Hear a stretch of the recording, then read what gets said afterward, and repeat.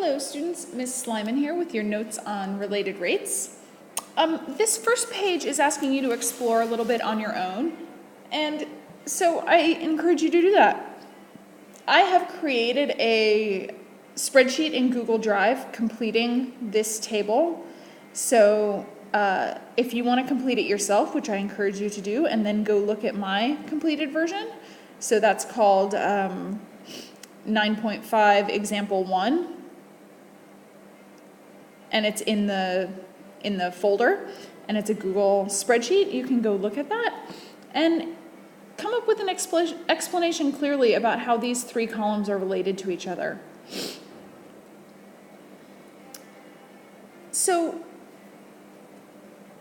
the idea here with related rates is thinking about how two different rates are related to each other, and it all connects back to the chain rule.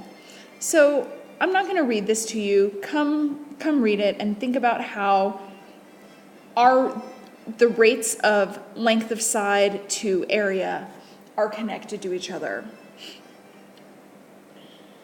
Okay, so the length of a square is increasing at a rate of 4 meters per second. So that tells me that dx dt is a constant, 4 meters per second. At what rate is the area changing when the square has an area of 36? So we know that area is equal to x squared. So dA dx is equal to 2x. dA dt is equal to dA dx times dx dt. So in this case, we're going to have 2x times 4, that's 8x. And at an area of 36 meters, well, I can solve this equation to figure out my x value. X must be equal to positive 6 there, and only positive 6 since it refers to the length of a side. So now I can come down here. So our dA dt is how our meters squared are changing per time, and I can come in and fill in my x value. So at an area of 36 square meters, the rate of change is 48 square meters per second. And I got that 48 by doing 8 times 6.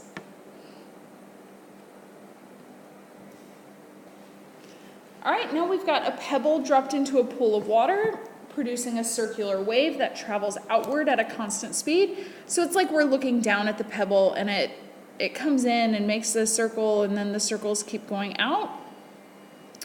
And so our wave is traveling outwards at a speed of 15 centimeters per second.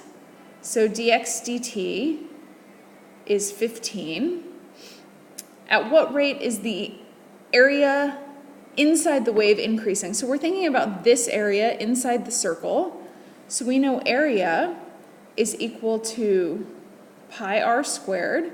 And really, when we think about our dx dt, we're traveling outward at a constant speed of 15 centimeters per second. Well, that's really, we called it dx dt over here, but that's really the rate that our radius is changing. So better we call it dr dt, because we're moving out from the center at the speed of 15 centimeters per second. So dA dr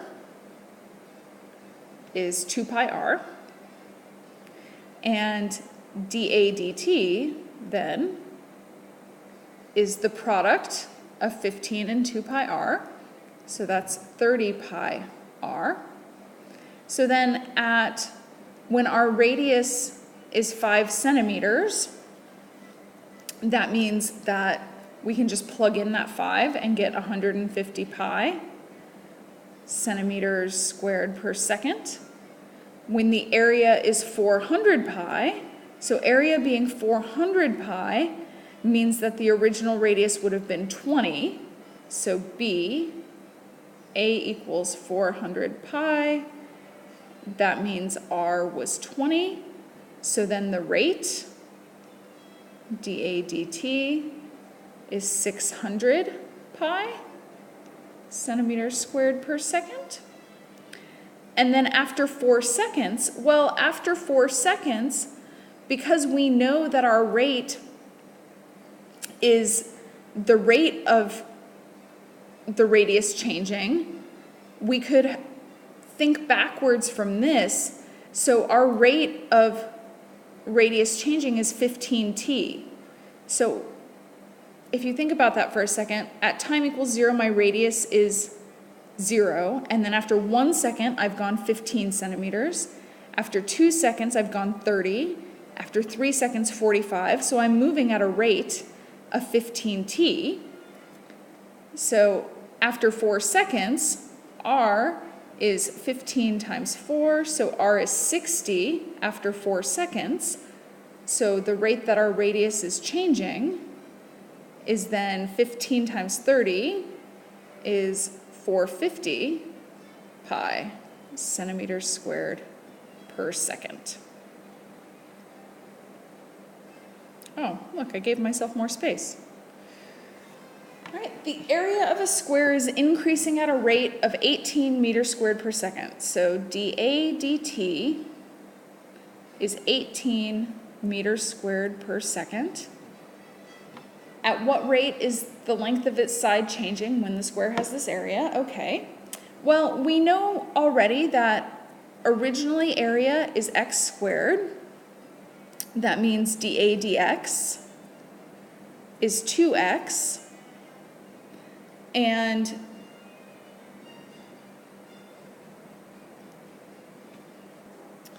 well, this must mean that our dx dt would have to be equal to 18 divided by 2x, or 9 divided by x. And an area of 36 meters squared means that we have an x length of 6. So area of 36 means x is 6. So then the rate that the lengths of our sides are changing, dx dt, must be 9 over 6, or 1.5 meters per second.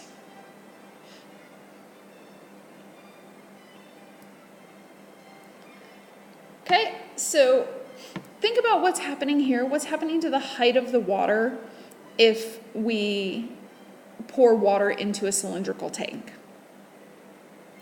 So if you think about adding water, our volume is increasing, and it's increasing at a constant rate. So the height is changing at a constant rate because we're adding equal amounts of volume to each layer as we go up.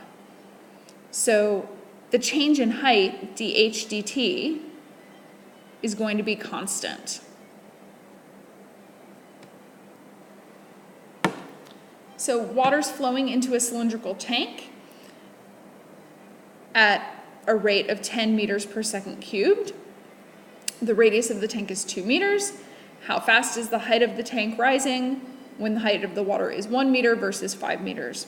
So we have that dV dt is equal to 10. We know that volume is equal to pi r squared h. So dV, well, I need to make my eraser smaller. So dV, coming back again, volume, pi r squared h. And we know that also our radius of the tank is a constant 2 meters.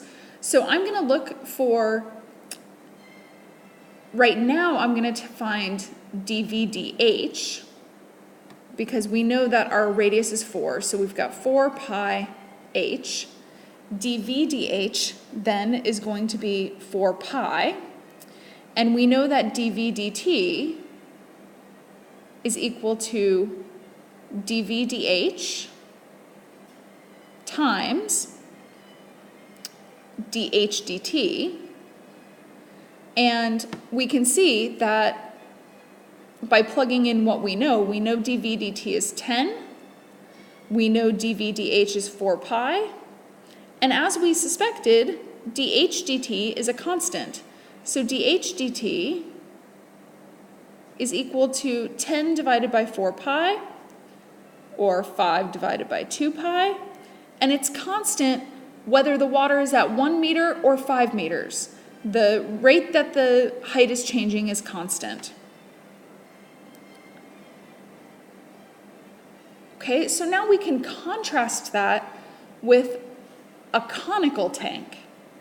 If we think about the very beginning, when you first add water, the tank fills more quickly at the beginning. So as you add water, it's not that it fills more quickly, but the height goes quickly at the beginning, and then it slows down, the rate slows down.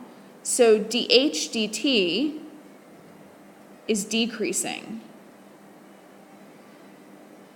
So it's not constant. Our height goes up fast at the beginning and then slows down because it takes longer and longer to fill a whole layer of water because our layers are getting bigger and bigger. Okay, so we've got a cone that has a height of 5. So 5 is our height, and 6 is our diameter, so I'm going to make 3 the radius of the cone. Water is being pumped in at a rate of 1.6 cubic meters per minute, so that's dv dt, 1.6 cubic meters per minute. Find the rate at which the water level is rising when the water is 2 meters deep. So we need to know volume of a cone. Volume of a cone is 1/3 pi r squared h, I believe. Let me check. Okay, so this is true. So when the water is 2 meters deep, let's think about our picture at that point. So our picture at 2 meters deep looks something like this. And we can use similar triangles to help us. So at 2 meters, we're going to have this sort of right triangle, and we're comparing that with a right triangle that looks like this, 5 and 3. So since we've taken here's our scale factor, we've gone from 5 down to 2, which is a change of 0.4. So I'm going to do the same thing with the 3. I'm going to scale that by the 0.4 and get that the radius at that point must be 1.2. And this is how we're accounting for the fact that the change in height is different. So dv dh, we're looking specifically at our h equal to 2.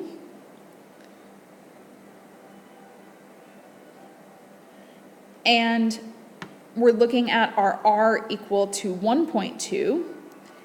The reason that we're not going to plug in the h equals 2 yet is because we want to find dh dt. So dv dt,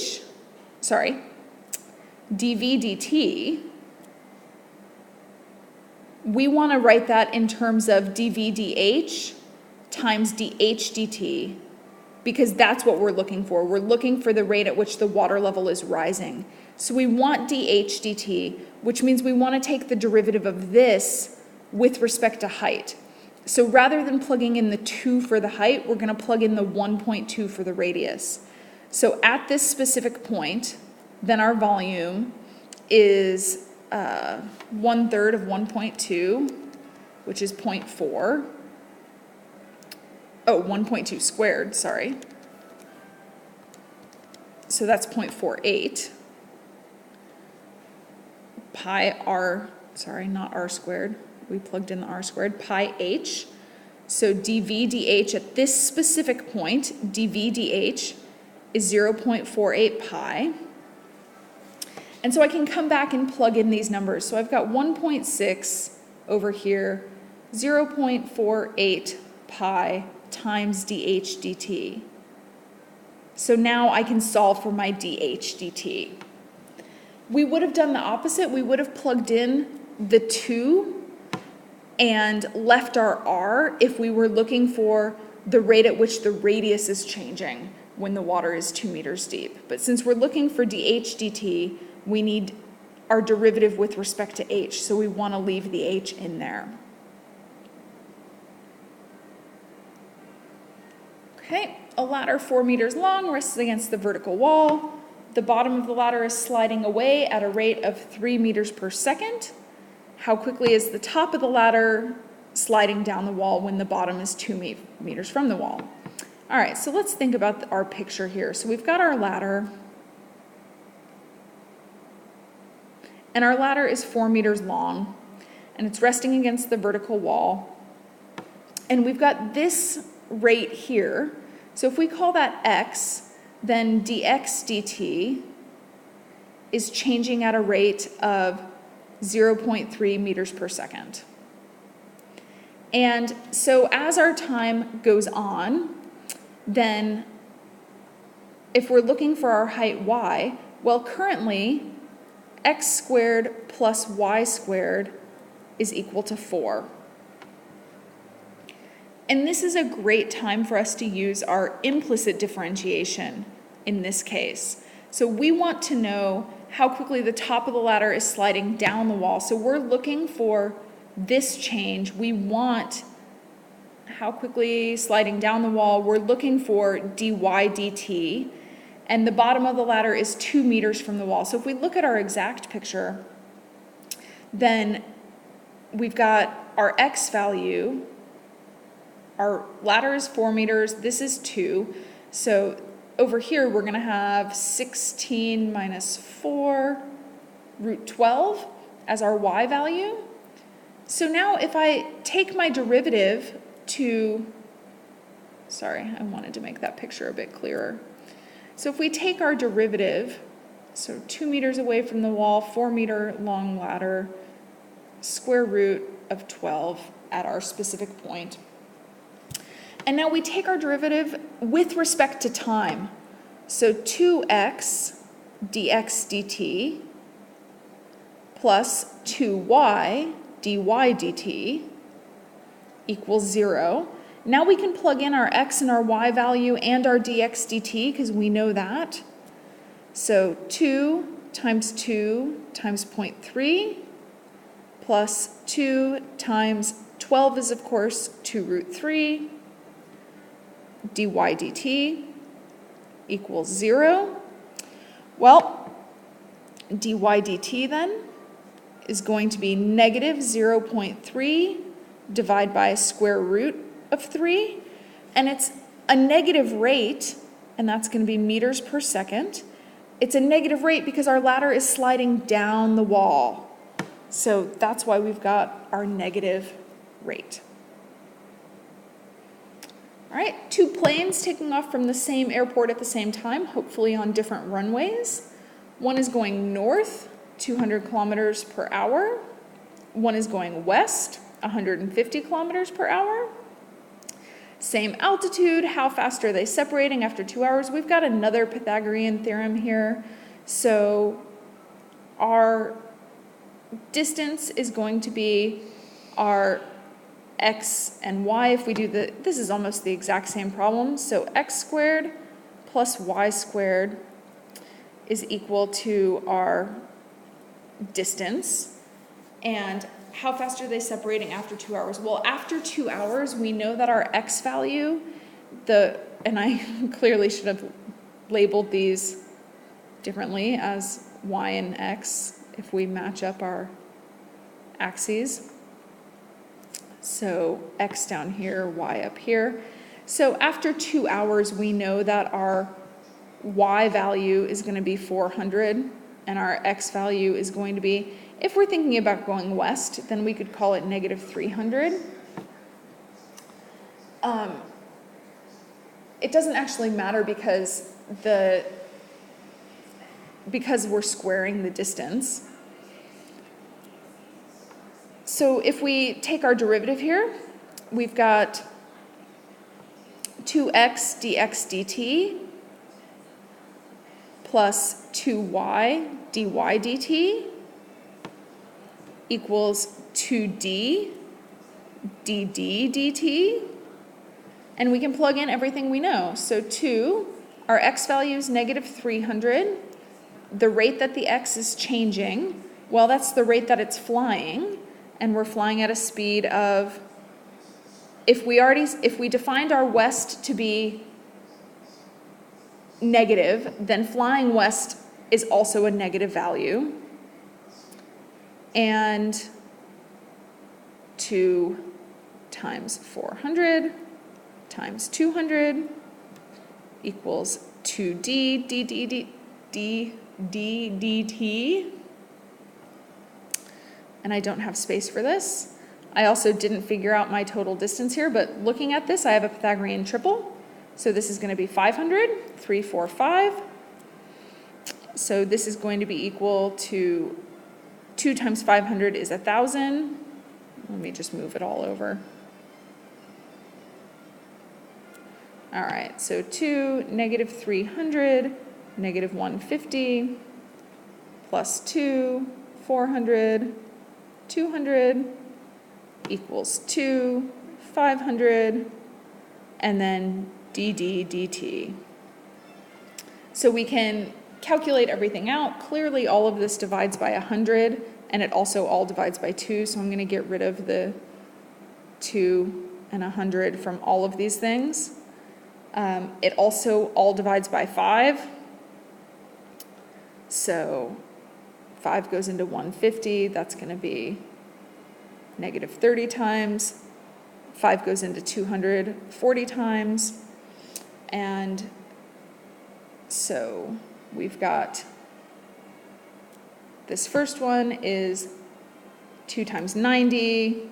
And of course, you don't have to do this in your head. You can, and it's not 2, it's just 1. So we've got 90 plus 160 is equal to dd dt. So the planes are separating at a rate of 250 meters per second at that specific time after 2 hours. So I'm going to leave you with this last example because, well, I've done 7 of them already. So try this one, and again, we'll talk about it in class.